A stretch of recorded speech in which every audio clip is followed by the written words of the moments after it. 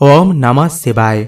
प्रिय बंधुगण, आपण माने जदि प्रकृत रे भगवान शिव को भक्ति करुथांती, विश्वास करुथांती, तेबे सच्चा हृदय रे कमेंट बॉक्स रे लिखि दियंतु ओम नमः शिवाय, हर हर महादेव। बंधुगण, एही वर्ष श्रावण मास केबे आरंभ हेउछि? एही वर्ष बोलबम केते पाळी पड़ुअछि, कौन रहिछि नियम एवं एक खास फूल विषय कहिबे, चमत्कारी फूल विषय कहिबे, जहाकू जदि आपण एही श्रावण मासरे भगवान शिव को अर्पण करती, तेबे पूरा श्रावण मासर पुण्य फल आपण को प्राप्ति होइथाए। बंधुगण, श्रावण मास आसुअछि, जहा आपणकर जुलाई 22 तारिख रे प्रथम पाळी हेउछि श्रावण मासर बोलबम पाळी। जदि आपण माने बोलबम जाउछंती तो आपण माने महाभाग्यवान अटंती, काहेकि ना श्रावण मास हेउछि शिवंकर मास, शिवंकर अत्यंत प्रिय मास। आउ एही श्रावण मासरे देवदेव महादेव पृथ्वी लोकरे परिभ्रमण करती एवं तांकर भक्त मानकु आशीर्वाद प्रदान करिथांती। जेउमाने शिव भक्त अछंती, जेउमाने श्रावण मासरे शिवंकु जल अभिषेक करती, सेमाने महाभाग्यशाली अटंती। आउ आपणकर समस्त मनस्कामना को पूर्ण करती देवदेव महादेव। अकर्म कर्मदायक देवदेव महादेव शिव कहिले मंगलमय। अनेक कुहंती भाग्य रे जहा न थाए ताहा केही प्रदान करिपारंती नाही, किंतु भाग्य रे जहा न थाए ताकू जे प्रदान करंती सिए हेउछंती देवदेव महादेव।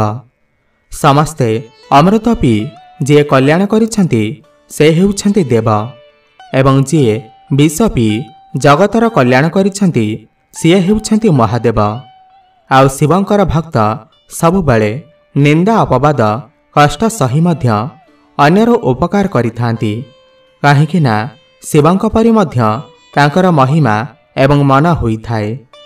तेणु एही श्रावण मास विषय रे ऋग्वेदरे सुंदर भावरे कहा जाइछि, जेउ मासरे कठोर तपस्या करिथिले मां पार्वती, आउ सेथिपाई शिव प्रसन्न होई तांकु वर प्रदान करिछंती। तेणु श्रावण मासरे जेउ माने व्रत करंती बा रखंती, तो तांकु देवदेव महादेव प्रसन्न होई वर प्रदान करिथांती, तांकर समस्त मनस्कामना को पूर्ण करिथांती।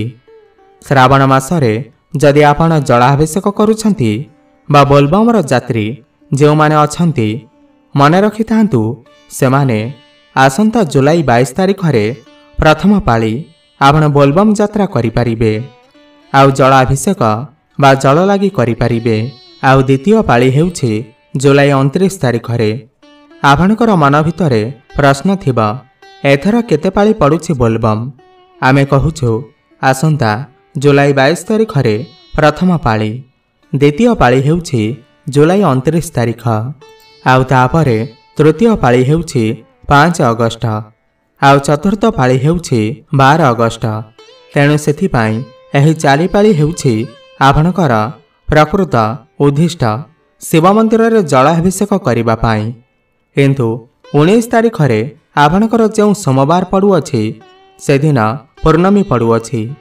19 तारिख रे सोमवार पड़ुथिबारु अनेक लोकंक मनरे प्रश्न आसिथिबो कि एथर 5 पाळी पड़ुछि कि बोलबम? किंतु बंधुगण, पूर्णमी दिन जलाभिषेक करने कथा नुहे, काहेकि ना देवदेव महादेव पूर्णमी दिन श्मशान रे समाधि अवस्था रे थांती, तो सेथिपाई जलाभिषेकर प्रकृत पुण्यफल भक्त मानकु मिली न थाए। तो सेथिपाई पूर्णमी दिन सोमवार पड़ुअछि।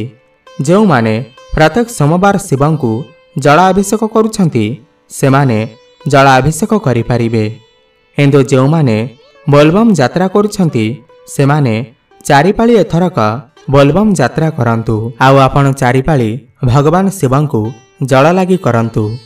पूर्णमी दिन सोमवार रहिछि सत, किंतु पूर्णमी दिन भगवान शिव श्मशान रे समाधि अवस्था रे थांती, तो सेथिपाई जलाभिषेकर पुण्यफल प्राप्ति करिपारंती नाही।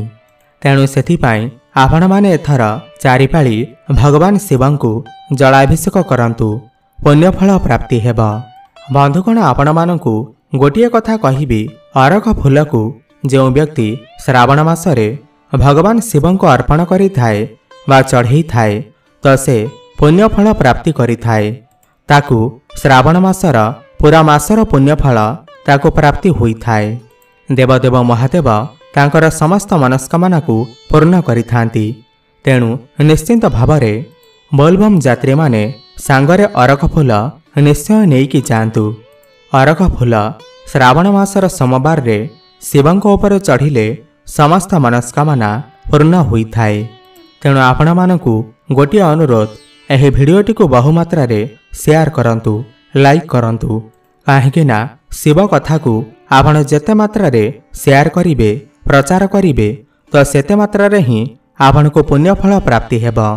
ଶିବଙ୍କ ମହିମା ଏମିତି ରହିଛି କି ଶିବଙ୍କ କଥାକୁ ଯେଉଁ ଲୋକମାନେ ପ୍ରଚାର କରିଥାନ୍ତି ତ ତାଙ୍କୁ ପୁଣ୍ୟଫଳ ପ୍ରାପ୍ତି ହୋଇଥାଏ।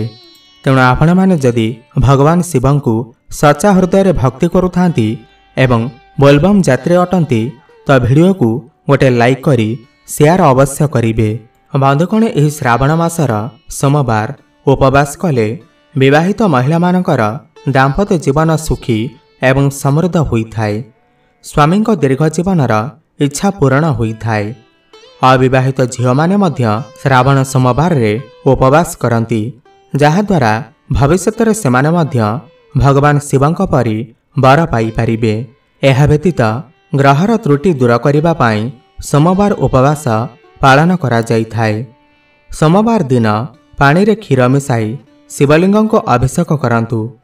ଯଦି ଆପଣଙ୍କର ବିବାହରେ କୌଣସି ଅସୁବିଧା ଅଛି ତେବେ ମହାଦେବଙ୍କର ପୂଜା କରନ୍ତୁ। ପ୍ରତିଦିନ ନନ୍ଦୀଙ୍କୁ ଭଲରେ ଖାଇବାକୁ ଦିଅନ୍ତୁ, ଷଣ୍ଢକୁ ଖାଇବାକୁ ଦିଅନ୍ତୁ। ଏହା ଅସୁବିଧା ଦୂର କରିବ, ଜୀବନରେ ସୁଖ ଏବଂ ସମୃଦ୍ଧତା ଆସିବ ଏବଂ ମନ ଖୁସି ରହିବ। ଶ୍ରାବଣରେ ଗରିବ ଲୋକଙ୍କୁ ଖାଦ୍ୟ ଅର୍ପଣ କରନ୍ତୁ। ଆପଣଙ୍କର ଘରେ କଦାପି ଖାଦ୍ୟର ଅଭାବ ରହିବ ନାହିଁ ଏବଂ ପିତୃପୁରୁଷଙ୍କର ଆତ୍ମା ଶାନ୍ତି ପାଇବ। ପୂଜା କରିବା ବେଳେ କିଛି ସମୟ ମନ୍ଦିରରେ ବସନ୍ତୁ ଏବଂ ଆପଣଙ୍କର ମନରେ ଓମ୍ ନମଃ ଶିବାୟ ମନ୍ତ୍ର ଜପ କରନ୍ତୁ। ଆପଣଙ୍କୁ ଭଗବାନ ଶିବଙ୍କର ଆଶୀର୍ବାଦ ପ୍ରାପ୍ତି ହେବ। ପରିଶେଷରେ ଆପଣମାନଙ୍କୁ ଆଉ ଗୋଟିଏ କଥା କହିବି, ବୋଲବମ୍ ନାରା କାହିଁକି ନିଅନ୍ତି କାଉଡ଼ିଆ, କାହିଁକି ଦିଅନ୍ତି ବୋଲବମ୍ ନାରା? ପୌରାଣିକ କାହାଣୀ ଅନୁସାରେ ମହାଦେବ ରାଜା ଦକ୍ଷଙ୍କ ଦ୍ୱାରା ଅପମାନ ହେବାରୁ ମାତା ସତୀ ସ୍ୱାମୀଙ୍କ ଅପମାନ ସହି ନ ପାରି ଦକ୍ଷଙ୍କ ଯଜ୍ଞରେ ନିଜ ଶରୀରକୁ ତ୍ୟାଗ କରିଦେଲେ। ତେବେ ଏହି ଖବର ଭଗବାନ ଶିବ ଜାଣିବା ପରେ ଯଜ୍ଞସ୍ଥଳରେ ପହଞ୍ଚି ପ୍ରଥମେ ଦକ୍ଷଙ୍କ ବେକକୁ କାଟିଦେଲେ। ପରେ ସମସ୍ତଙ୍କର ପ୍ରାର୍ଥନା ପରେ ତାଙ୍କୁ ପୁନର୍ଜୀବିତ କରିବା ପାଇଁ ଏକ ଛେଳିର ମୁଣ୍ଡକୁ ଦକ୍ଷଙ୍କ ଶରୀରରେ ଲଗେଇଥିଲେ। ଛେଳି ମୁଣ୍ଡ ଲଗାଇବାରୁ ରାଜା ଦକ୍ଷ ଜୀବିତ ହେଲେ। ଦକ୍ଷ ଜୀବିତ ହେବା ପରେ ତାଙ୍କ ପାଟିରୁ ଯେଉଁ ଛେଳିର ବାଣୀ ବାହାରିଲା, ଶଙ୍କରଙ୍କୁ ତାହା ଅତ୍ୟନ୍ତ ପ୍ରିୟ ଲାଗିଲା। ସେବେଠାରୁ ଭକ୍ତମାନେ bomb bomb Har Har bomb bomb ଜପ କରୁଛନ୍ତି।